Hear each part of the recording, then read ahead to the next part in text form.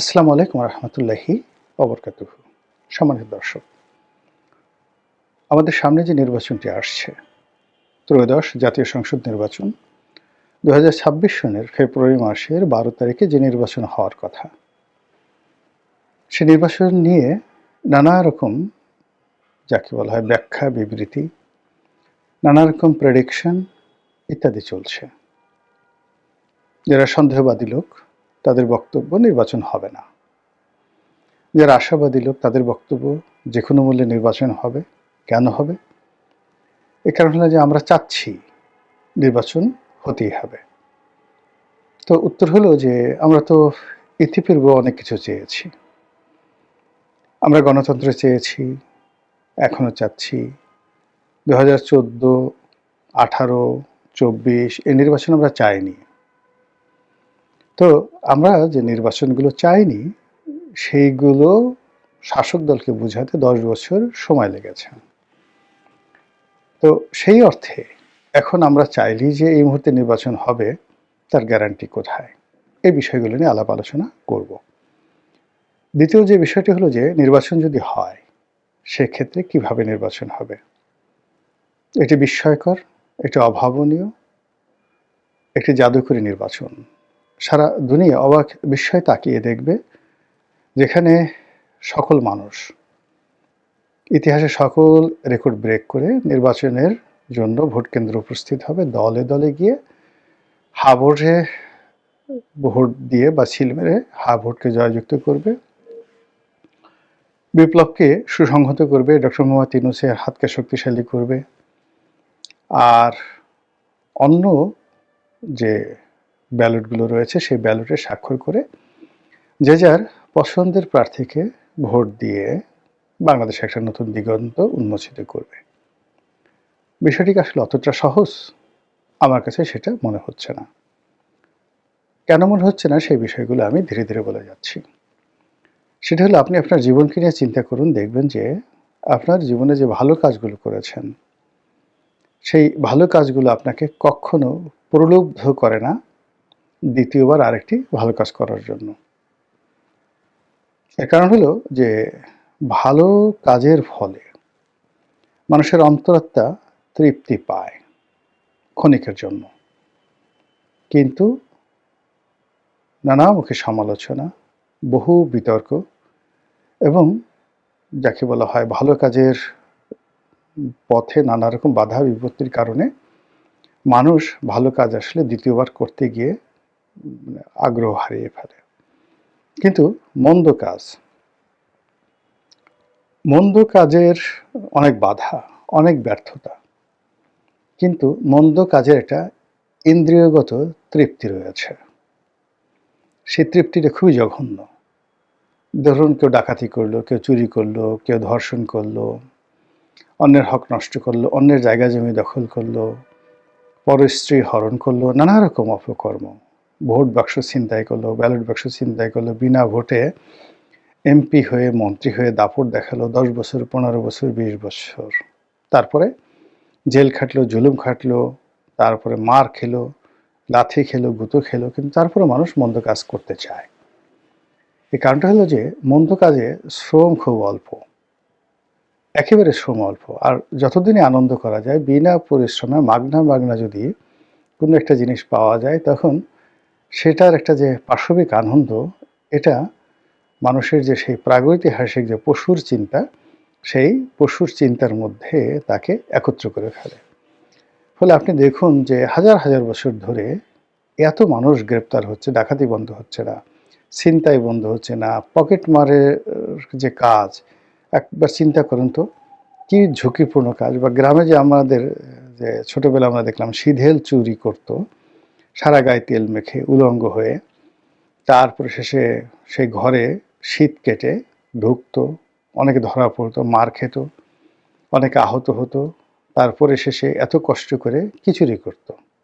৪-৫ জোড়া স্যান্ডেল, কয়েকটা ডিম, কয়েকটা কাঁসার পাতিল ইত্যাদি ইত্যাদি, সব মিলে ২০০ টাকাও হয়তো হতো না।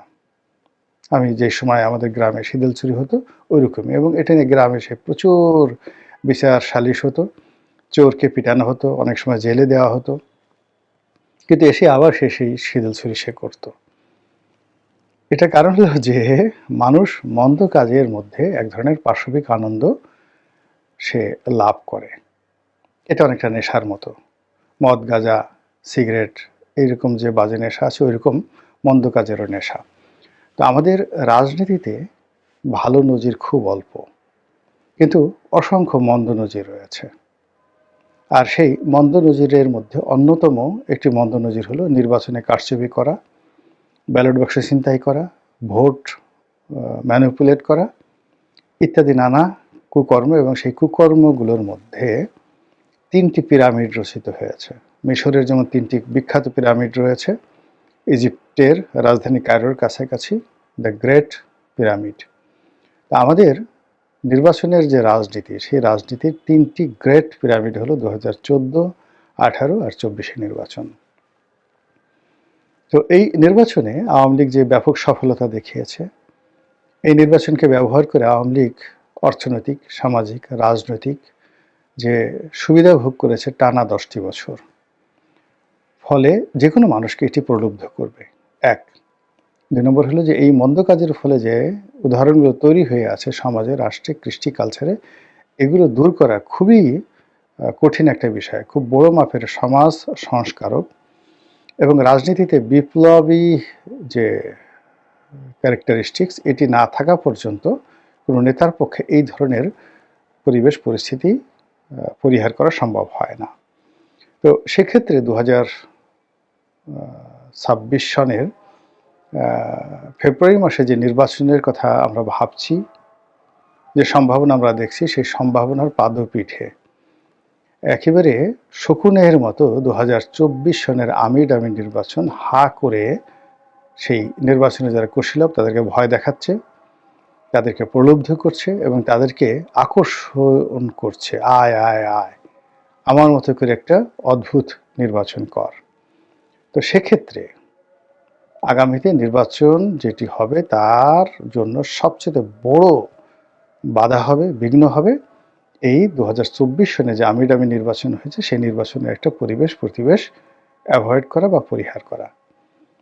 দ্বিতীয়ত হলো যে এই নির্বাচনের ময়দানে যে ফেব্রুয়ারি মাস, এই মাসটি এই মুহূর্তে যারা সবচেয়ে সফল রাজনৈতিক দল, সম্ভাবনাময়, শক্তিশালী, যারা আগামী দিনে ক্ষমতায় আসবে বলে ধরে নেওয়া হচ্ছে, তাদের জন্য ফেব্রুয়ারি মাসটি রীতিমতো একটি গজবের মাস।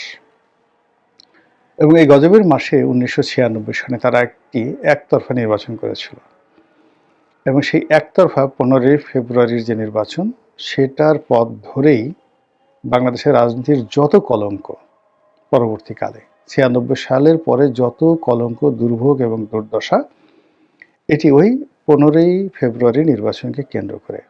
এবং সেই নির্বাচনের দুর্নাম এবং বদনাম বিএনপি কিয়ামত পর্যন্ত সেটা কাটিয়ে উঠতে পারবে না।